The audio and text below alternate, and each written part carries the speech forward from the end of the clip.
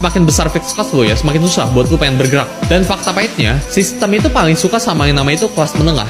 Karena kelas menengah itu punya slip gaji, ya masih punya alamat, masih punya nomor telepon, terus saya punya rasa malu, pengen punya mimpi itu masih ada. Sedangkan orang yang miskin, kelas miskin, itu nggak punya alamat, nggak punya nomor telepon, mereka itu nggak punya gadget, nggak punya gaji bahkan. Jadi gimana cara nagih? Nggak bisa. Sedangkan yang orang kaya itu punya resource ya buat menyembunyikan itu semua. Kadang orang kaya itu nggak ada KTP-nya, alamatnya itu bukan alamat mereka, jadi ketika ditagih susah.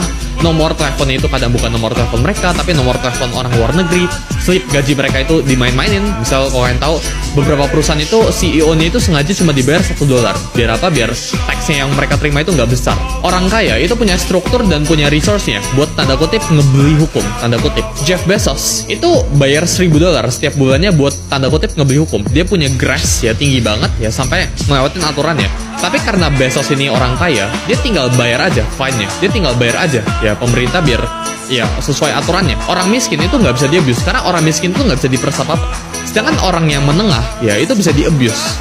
Orang yang menengah itu punya gaji yang pas-pasan, ya mereka itu nggak bisa afford buat punya resource yang gila. Mereka nggak punya struktur apa-apa, yang mereka punya itu pas-pasan, otak mereka itu susah buat mikir jauh, karena ketika mereka mikir jauh, mereka harus mikirin buat besok kayak gimana, buat bulan depan kayak gimana. Otak mereka itu mikirin itu from month to month, ya dari paycheck to paycheck.